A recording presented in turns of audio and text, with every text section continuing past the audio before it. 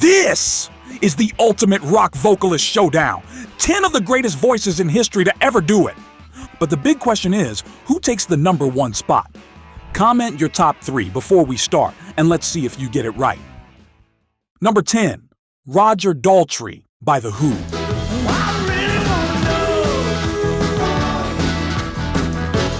Roger Daltrey didn't just front The Who, he embodied their raw, rebellious fire. His voice was a weapon, gritty, explosive, and electrifying in its power.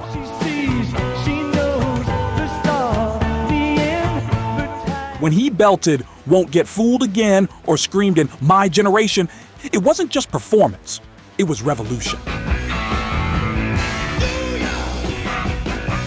Daltrey turned teenage angst into thunder, snarling like a lion one minute, then breaking into tender croons the next. His live energy was unmatched.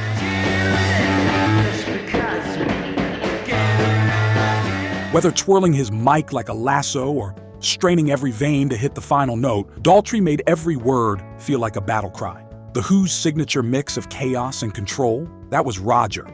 And without him, there's no blueprint for arena fronting charisma.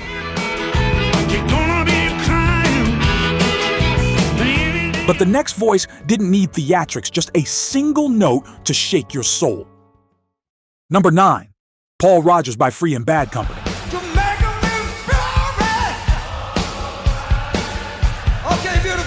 Paul Rodgers had a voice that felt like worn leather and fine whiskey, rich, raw, and real. Whether fronting Free with All Right Now or leading Bad Company on tracks like Feel Like Making Love, Rodgers brought a kind of earthy authority to rock vocals that few others could match. He wasn't flashy, but his tone, phrasing, and soulful grit were so potent that even Freddie Mercury once called him the Voice.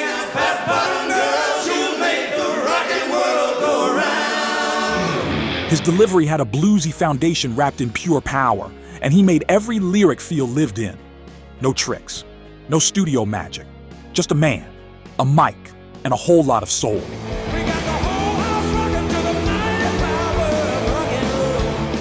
His influence spans generations, with everyone from David Coverdale to Chris Cornell tipping their hats to his style. Rodgers didn't need theatrics, his voice was the show.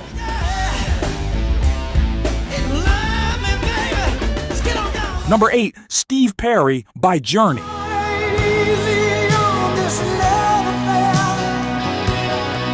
When Steve Perry opened his mouth, it felt like the heavens cracked. With a voice that soared higher than stadium ceilings and melted into heartbreak like candle wax, Perry was the emotional heartbeat of arena rock.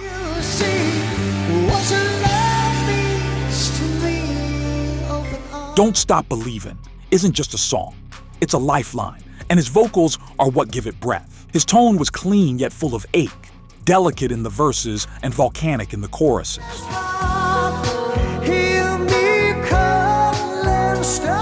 In Open Arms, he turned vulnerability into power. In separate ways, he made defiance sound tender.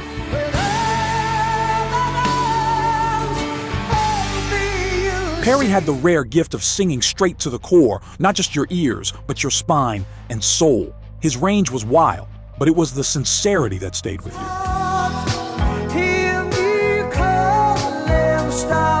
Next up, a Southern powerhouse who made soul, gospel, and pure rock grit collide in a single scream. Number 7, Gregg Allman by the Allman Brothers Band.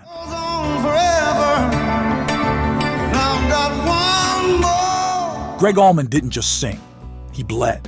His voice came straight from the muddy crossroads of blues, soul, and Southern grit. It was weathered even when he was young, soaked in heartbreak, whiskey, and the kind of truth that only grows in the dark. Whipping Post wasn't just a song, it was a confession screamed from the gallows. In Melissa, he turned a simple melody into a lullaby for lost souls.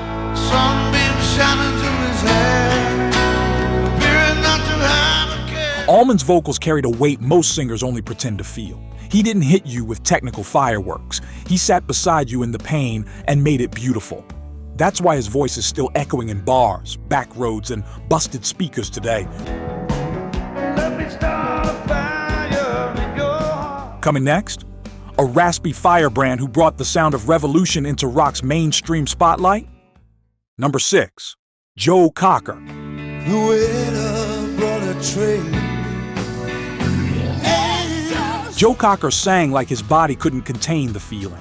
Every twitch, every tremble in his voice sounded like he was on the edge of spiritual possession.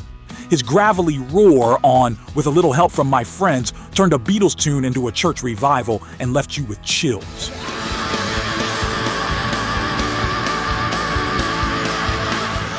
His version of "You Are So Beautiful" is still one of the most fragile, gut-punching vocal performances in rock history. He made roughness feel tender.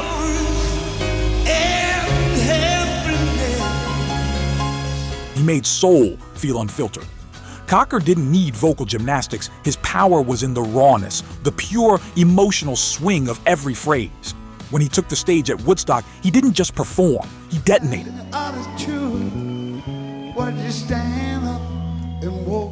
Up next, a vocal warrior whose screams cracked open the 70s and taught the world how to feel rage, freedom, and glory all at once. Number 5, Kurt Cobain by Nirvana.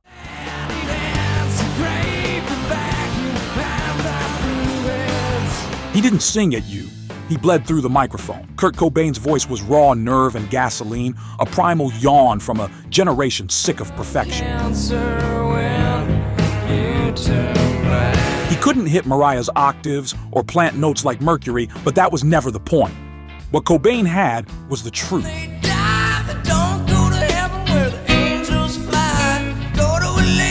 Every crack in his throat during "Smells Like Teen Spirit" or "Something in the Way" felt like a confession you weren't supposed to hear, and yet you couldn't stop listening.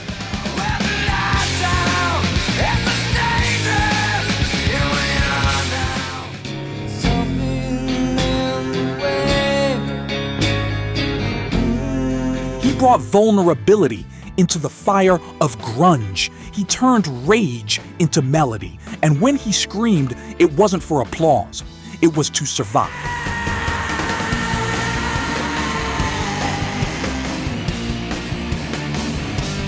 MTV Unplugged made this painfully clear. No screaming, no distortion, just a weary whisper from a man who sounded like he already knew how the story would end.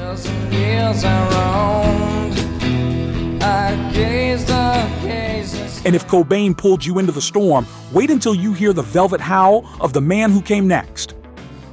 Number 4, Jim Morrison by The Doors. How old are you? Where'd you go to school? Jim Morrison wasn't a singer. He was a spellcaster. His baritone voice was equal parts seduction, danger, and prophecy. When he crooned "Riders on the Storm," it was like hearing a ghost whisper through the rain. When he snarled "Break on through," it was a call to arms for every misfit poet and rebel. Break on through to the other side. Break on through out. Oh, yeah. Actor out alone. Riders on the storm. Morrison's voice had mystique, deep, smoky, and steeped in the surreal. He blurred the lines between frontman and philosopher, rock star and shaman. Touch me, babe. Can't you see that I am... His vocal delivery wasn't about technical perfection. It was about conjuring mood, tapping into your subconscious and pulling you deeper.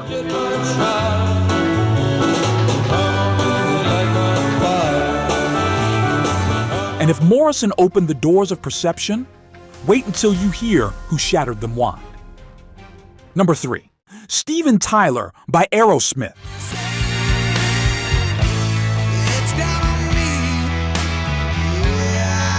Steven Tyler didn't just hit the high notes, he rode them like a Harley on fire.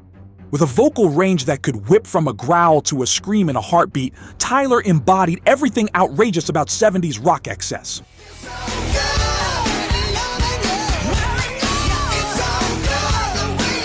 "Dream On" was the battle cry, a soaring, emotional epic where his voice cracked open the sky.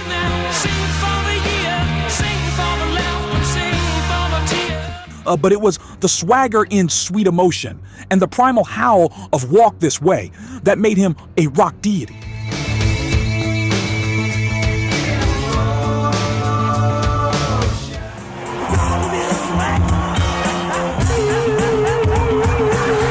Tyler fused bluesy grit with glam flair, spitting lyrics with a sneer and a wink.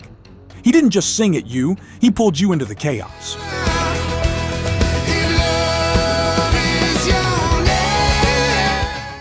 The scarves, the screams, the soul, it was all there in every syllable.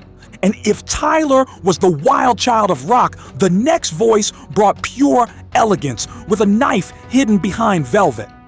Number 2, Robert Plant by Led Zeppelin. Those who stand low on the forests will echo with laughter. Robert Plant was the golden god, and his voice was thunder wrapped in silk.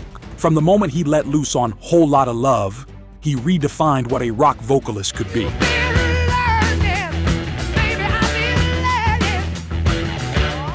His falsetto shrieks weren't just impressive, they were otherworldly. And yet, he could whisper like a lover or chant like a prophet, slipping from sensual to savage in seconds. There's a feeling I get when I look to the west. Stairway to Heaven, a masterclass in restraint and release. Plant didn't imitate the blues, he channeled it, then blasted it through a Marshall stack into myth. His voice became the template for hard rock and heavy metal, inspiring generations of singers to chase that uncatchable dragon.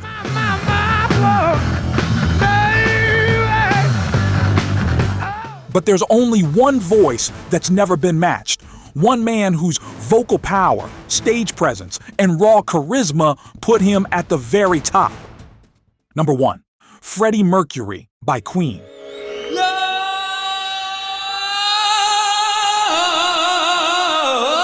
No one commanded a stage or a stadium like Freddie Mercury.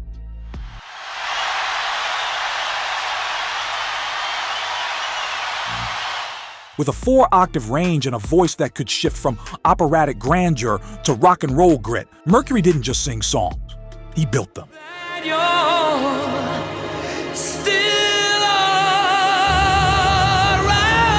Bohemian Rhapsody wasn't a performance, it was a theatrical event.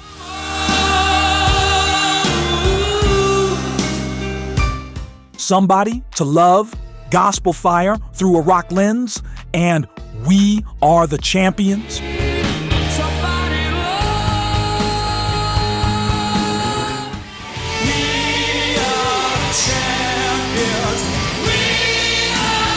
The most triumphant vocal ever recorded. He could growl, croon, belt, and break your heart, sometimes all in one verse. Mercury turned vocal control into high art, but never lost the wild soul that made his sound dangerous.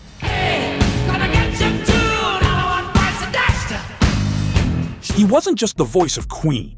He was the voice of everything rock could be when it reached for immortality. But one more legend deserves a bow. Bonus entry, Mick Jagger by the Rolling Stones.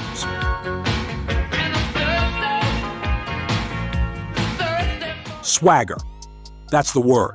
Mick Jagger didn't have the biggest range, but his voice had attitude, and that was everything.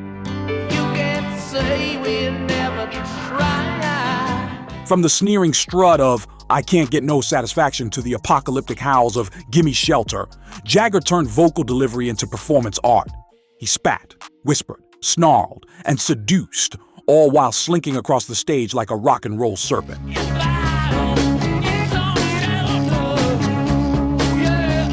His phrasing was so rhythmic it danced with the drums, and his instincts, flawless. Jagger didn't sing to the beat, he fought with it, and somehow always won. He made every lyric sound dangerous, like a secret you weren't supposed to hear. There's a reason he's still packing stadiums. That voice, that energy, that fire, it just doesn't quit.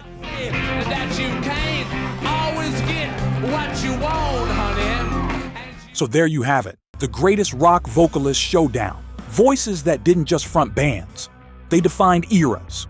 Who do you think deserves the crown? Drop your pick in the comments and tell us why.